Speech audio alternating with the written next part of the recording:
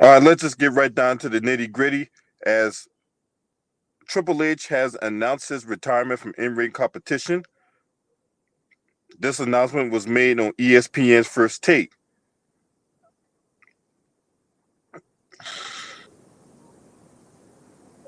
Triple H was an endearing presence in WWE prior to suffering a cardiac event where he underwent successful heart surgery back in September of 2021.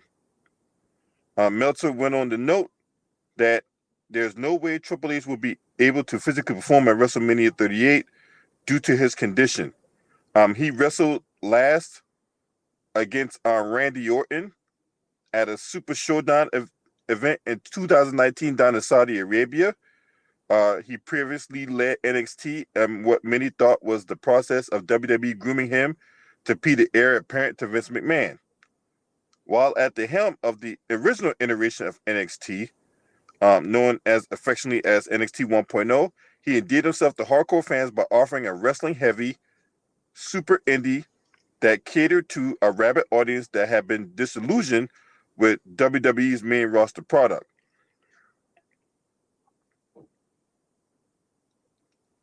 Though Triple H was emphatic about being done with wrestling, his future behind the scenes remained murky. Thankfully, it appears as if Paul Levesque is on the mend after a serious health scare. So this health scare back in September 2021 could have almost killed him. Um, so thankfully, he's been able to recover from that. But as far as in-ring competition go, you will never see Triple H in a wrestling ring going against someone ever again. Um, he's a surefire Hall of Famer. He's probably going to be headline in the Hall of Fame ceremony next year in Los Angeles, California, where WrestleMania 39 takes place at SoFi Stadium.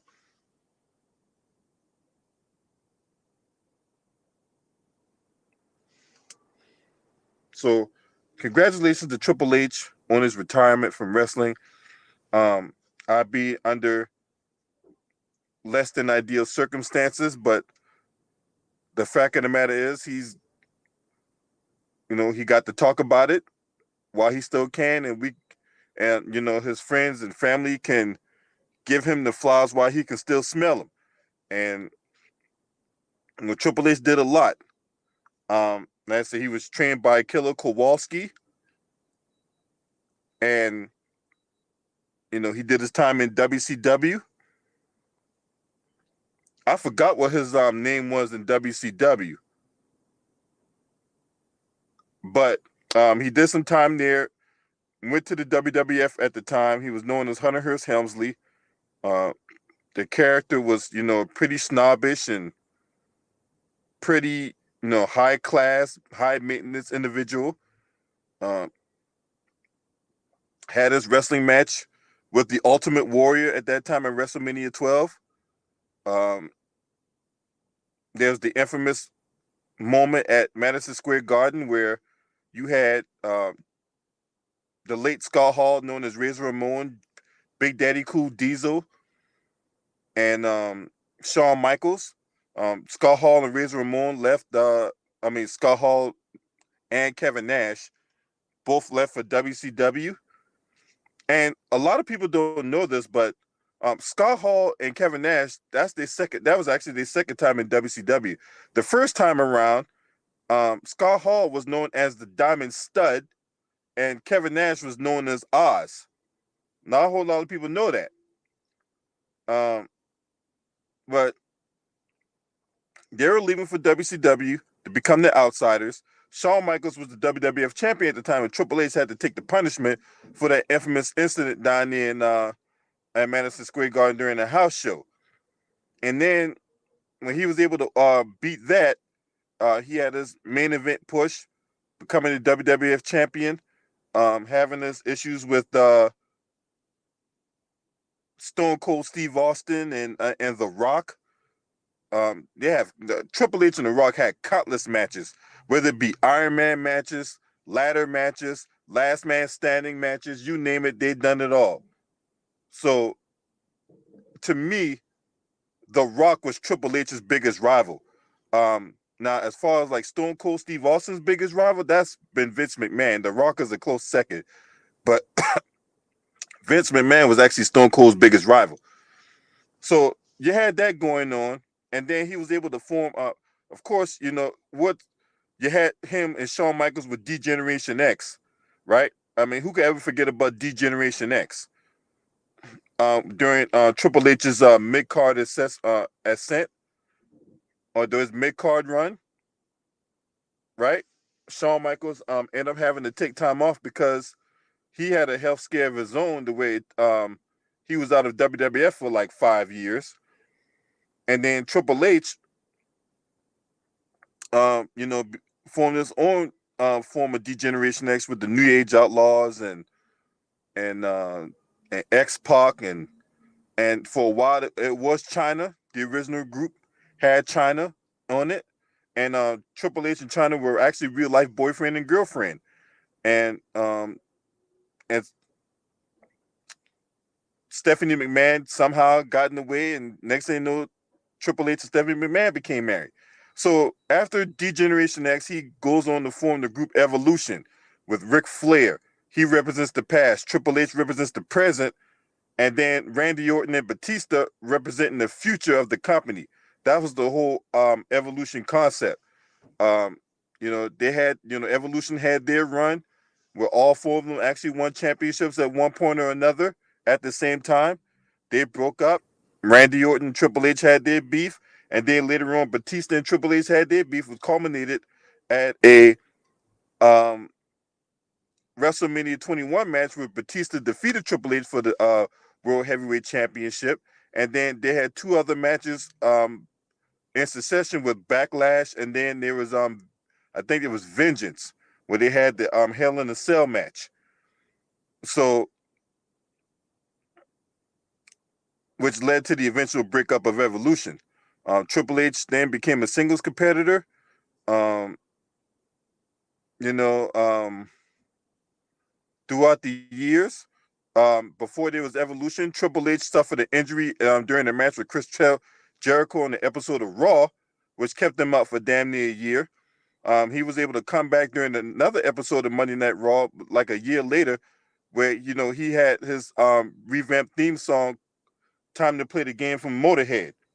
Because before that, his theme song was "It's My Time Now." That's when during his first run as WWF champion, when he sustained that injury in the match with Chris Jericho, uh, it was a knee injury that kept him out for damn near a year. He was able to come back on that episode of Monday Night Raw and had that song "Time to Play the Game" from Motorhead. And then, that carried him to the WrestleMania 18 main event against Chris Jericho, which he was able to defeat Chris Jericho and win the undisputed WWF championship, right? So you had that going on. And then it was Evolution, as I alluded to. And then he was a singles competitor for a while after that. Um, and then he sustained another major injury that kept him out. And then he made his comeback against Booker T at SummerSlam. And Triple H sustained another run where he obtained the WWF Championship going against the likes of Edge, John Cena, Randy Orton.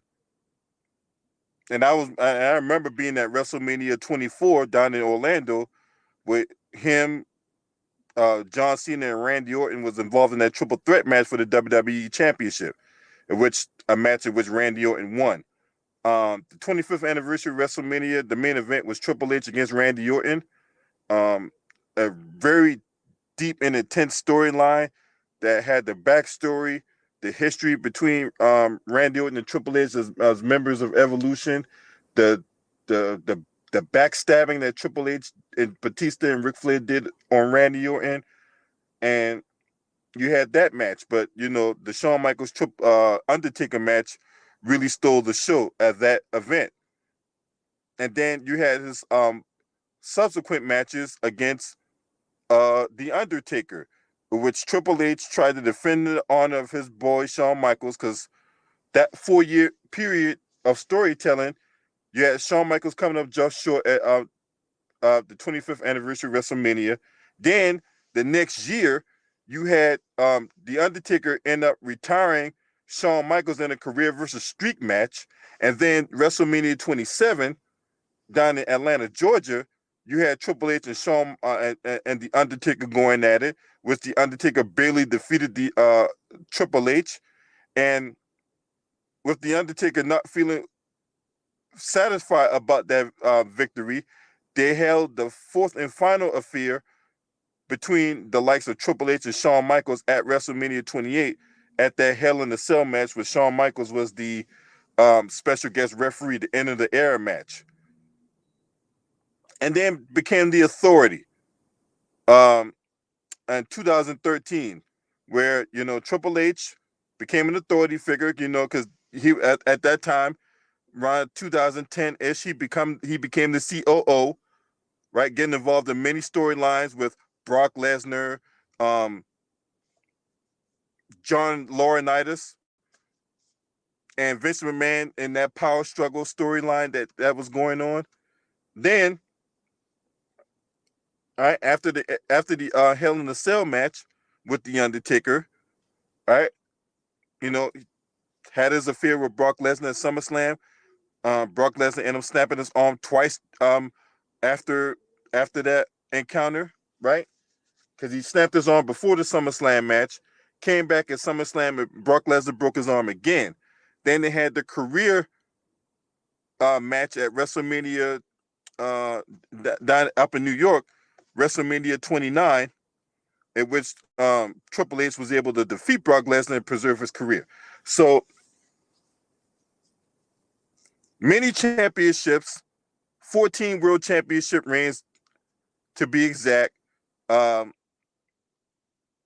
he had runs at the as an Intercontinental Champion, former King of the Ring winner, um, former Tag Team Champion with Shawn Michaels as D-Generation X.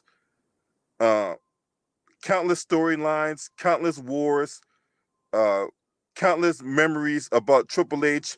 And look, when that song came on, it's time to play the game. He was coming out. If you were actually at the event whenever he wrestles and that song came on, it kind of does something to you. It kind of gets you jacked up and ready for him to get on with the fighting and all that. So he was one of the few guys that knew how to captivate an audience. He was one of the few guys that knew what to say and how to deliver it to garner the reaction from the crowd. Whether you cheered him, whether you booed him, whether you liked him, whether you disliked him, he knew what to say and how to say it to get the reaction he needed to promote a match. And that's one of the lost arts in professional wrestling today. So, congrats to Triple H. He's probably going to headline the Hall of Fame class of 2023 at next year's WrestleMania, which is going to be held at SoFi Stadium. Um, and yeah, man. So that's where we at on that. You guys let me know what y'all think. And matter of fact, I'll put a link in the chat. You guys can come in real quick and tell me what you guys think about the about Triple H and his career and things of that nature.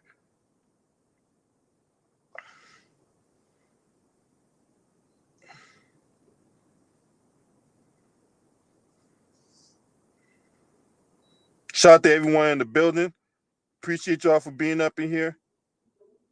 Eric Johnson, Money Dog 88, Think Tank, JMJ 2121. Sorry, I had to redo this video because on the last video I was lagging really bad and it didn't come out very well. But like my boy Too Raw for TV, I'm pretty sure he's gonna do a video about this. You know what I'm saying? Um, so yeah, man. So what's up, Eric? What you got on this breaking news with Triple H?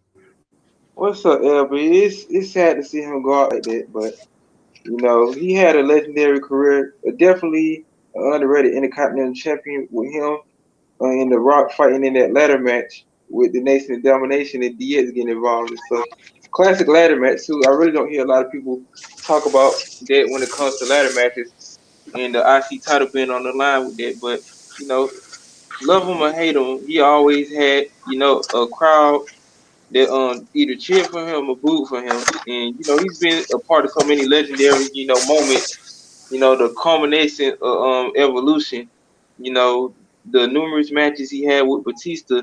The wars him and Randy Orton been going back against each other all over the years, and definitely the King of Kings, definitely Mr. King of the Ring, and definitely gave a lot of wrestlers a chance in NXT and on that main roster, which a lot of people won't give, the Daniel Bryan's, the Sami Zayn's, the Kevin Owens, and numerous other amounts of wrestlers that wouldn't get a chance to be main stars in this business without Triple H though. So all I gotta say is salute to that man, and he's definitely going to the Hall of Fame next year, in my opinion. All right, Jim, what you got? Man, Triple, Mr. Paul Levesque, man, he deserve it, but at the same time, I think he don't deserve it because because of the Stephanie McMahon situation. You know what I'm saying? Marrying the boss's daughter. Y'all forgot about that. Triple H, he's a good wrestler. He can do that on his own. You know what I'm saying? Triple H, Paul Levesque, he doggone, what's the call? He's a good wrestler. But you don't have to take no, what's the call? It's like Ric Flair with Jim Herd, with Jim, Crockett, with Crockett. You know what I'm saying? Just like Flair with Crockett.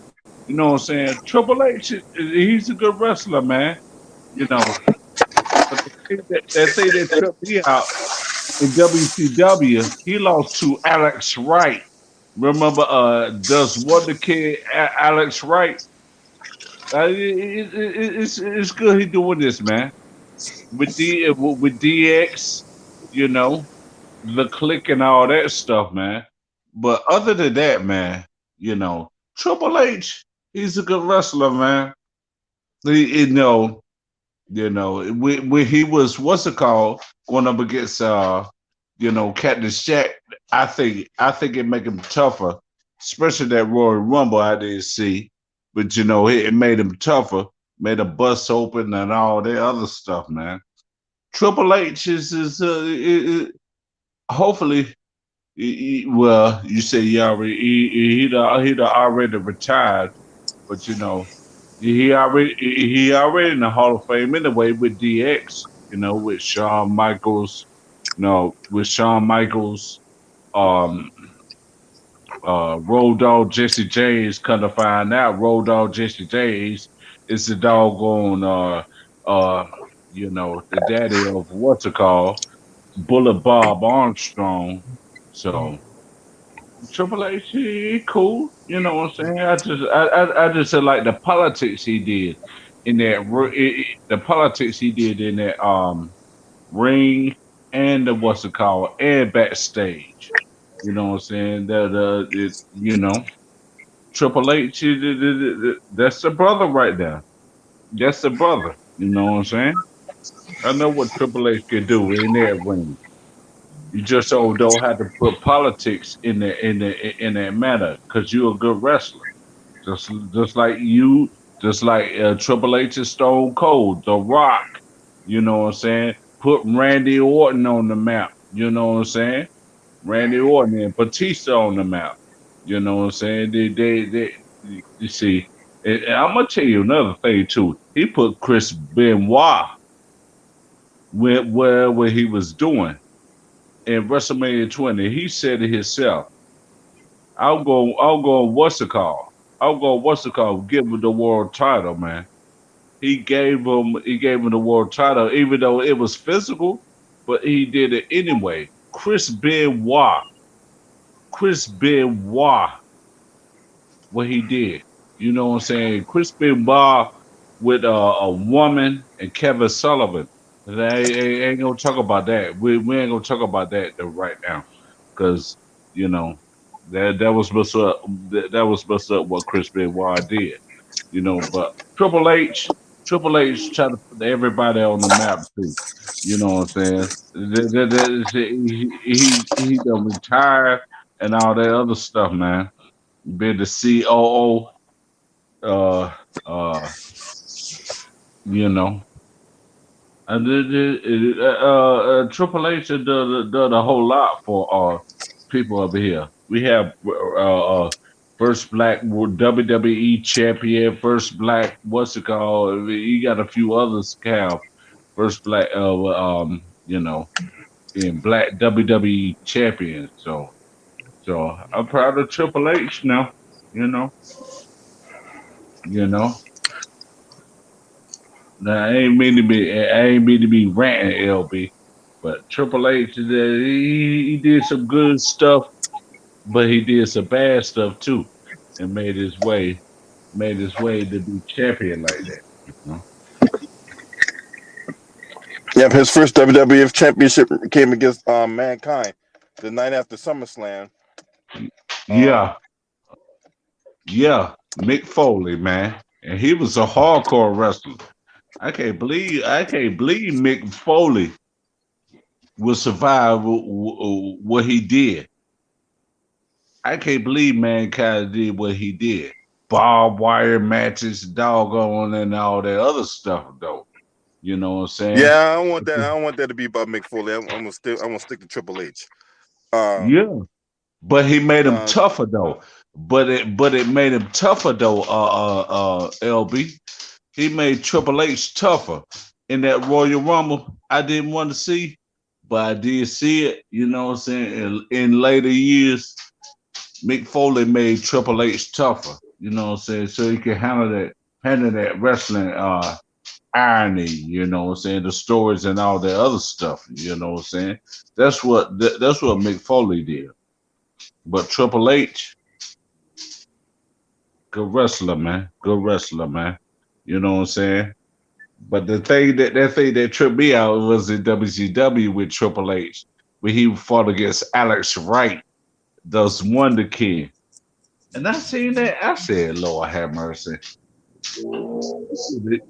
You should have beat what's it called, Alex Wright. It had Road Dogg Jesse James out there. His name Brian Armstrong. I said that's what I was saying there, LB. I know.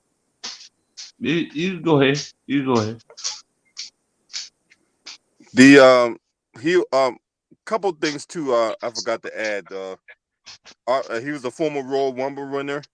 He was also the guy that invented the Elimination Chamber.